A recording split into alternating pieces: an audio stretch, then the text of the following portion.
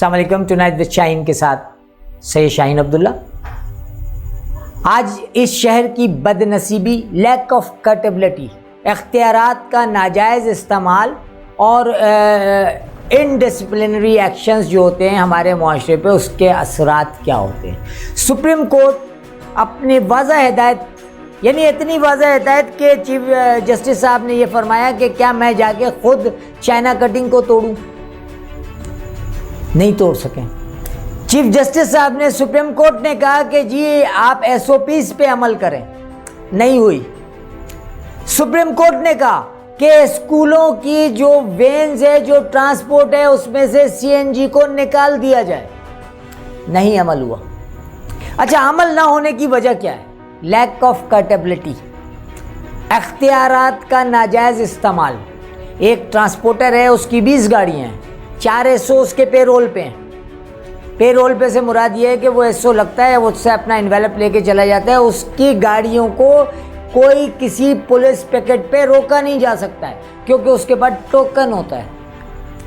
اسی طرح ٹرانسپورٹ کی مختلف گاڑیاں جو روڈز پہ چل رہی ہیں، ان کا ایک سسٹم ہے کہ ہیڈ مورر ایک ٹوکن دے دیتا ہے، ہفتے کا 2000 روپے وہ دے رہا ہے، اور وہ ٹوکن جیب میں ہے. 200 افراد کی جانوں کو خطرے میں ڈال کے وہ چلا رہا ہے، چونکہ یہ لیک آف کٹیبلٹی ہے.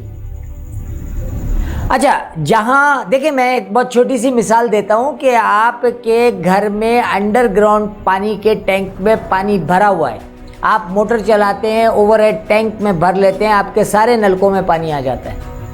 لیکن اگر اوور ہیڈ ٹینک کا بیسمنٹ جگہ جگہ سے ٹوٹا ہوا ہو تو پانی کبھی بھی نلکوں میں نہیں آئے گا، وہاں اسٹور نہیں ہوگا. یہ ایک نظام ہے.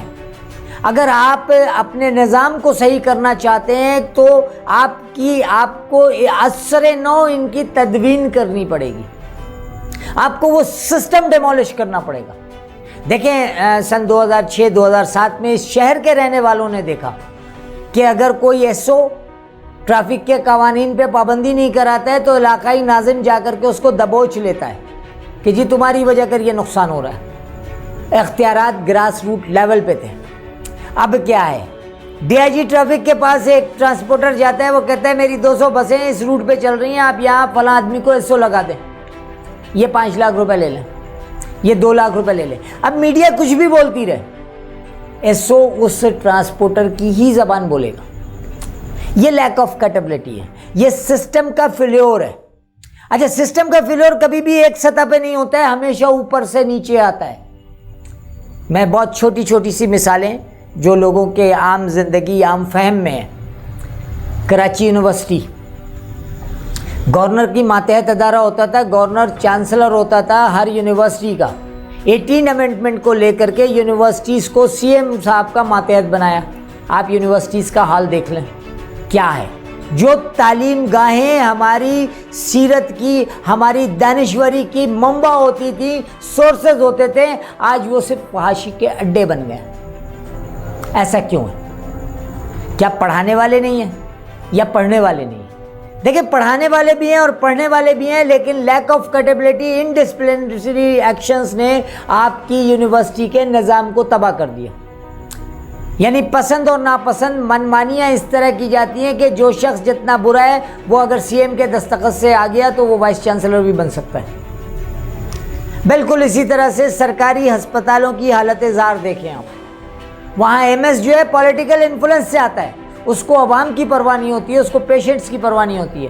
اس کو یہ پتہ ہوتا ہے کہ ہر ہفتے ایس او صاحب کو یہ پہنچانا ہے، وہ کام نہیں کرتا ہے. اس کے علاوہ آپ ہر محکمے میں دیکھ لیں، ہمارے یہاں پولیس میں دیکھ لیں، ہمارے یہاں ٹریفک پولیس میں دیکھ لیں، ہمارے یہاں ایکسائز میں دیکھ لیں، ہمارے یہاں ایجوکیشن میں دیکھ لیں، ہر جگہ یعنی ہر شاخ پہ الو بیٹھے ہیں، انجام گلستاں کیا ہوگا. اب اس کی کیا وجہ ہے؟ بڑی بدنصیبی ہے اس ملک کی. 1974 میں ذوالفقار علی بھٹو صاحب نے کوٹا سسٹم رائج کیا تھا.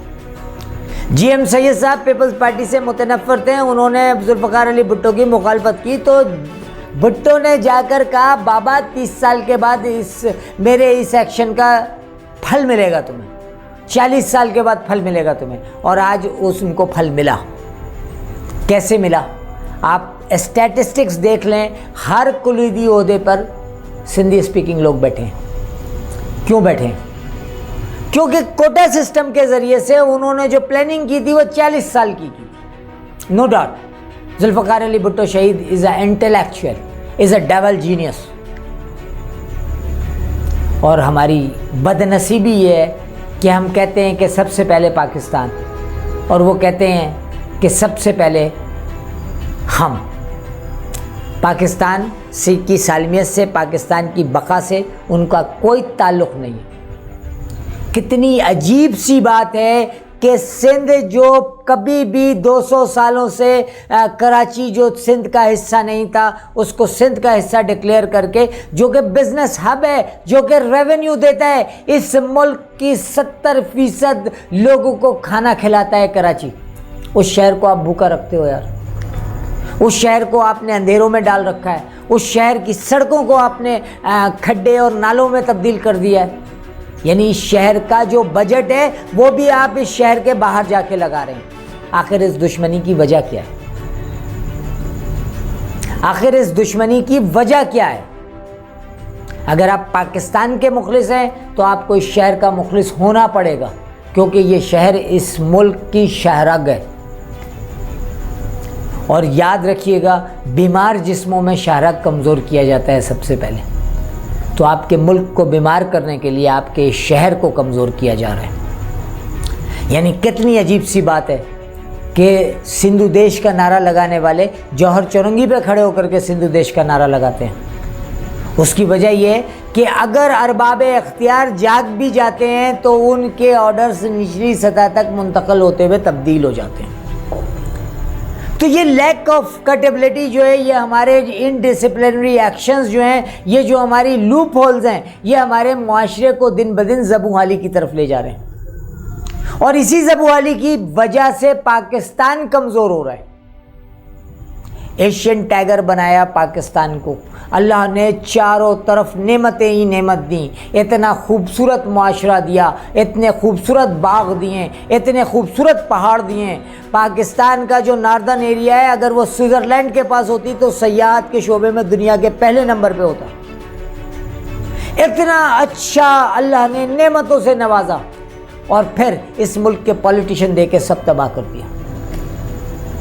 اور کسی انٹلیکچوئل نے کہا ہے کہ جب تک اس ملک کی عوام ان پولیٹیشینز کے چکر ویو سے باہر نہیں آئے گی، جب تک اپنے اندر سے قیادت نہیں نکالے گی، اس وقت تک اس ملک کا انجام ایسے ہی ہوتا رہے گا.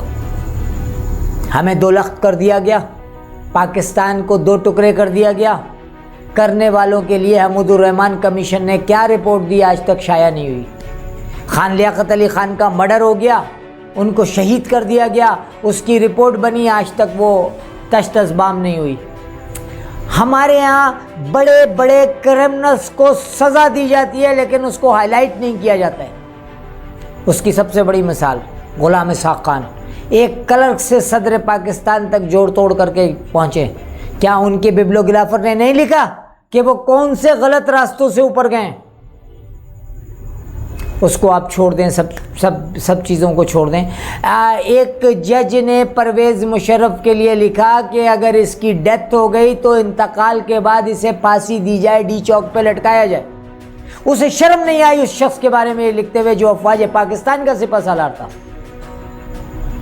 تو کیا وہ تاریخ دان اس واقعے کو نہیں لکھ رہے ہیں کہ جنرل ایوب خان پیچش کا علاج کرا لیتے لندن میں جب خان لیاقت علی خان کا مرڈر ہوا تھا؟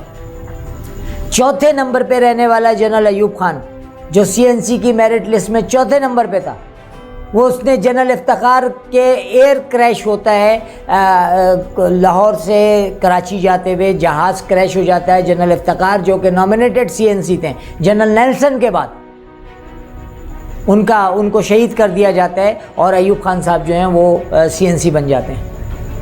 یعنی وہ شخص جو لیفٹیننٹ کرنل تھا اور آسام کے بارڈر پہ برٹش آرمی سے نکال دیا گیا تھا، وہ شخص جب بارڈر سیکیورٹی فورس میں تھا تو 50,000 مہاجرین کا قتل عام ہوتا ہے اور پورے پنجاب میں اس کا ریٹیلیشن ہوتا ہے اور پنڈی کینٹ میں عوام حملہ کرتی ہے اس شخص کے گھر پہ. اس کو اس کا ایک کولیگ کرنل جو ہے بچاتا ہے. یہ میں نہیں کہہ رہا ہوں، یہ تاریخ بول رہی ہے.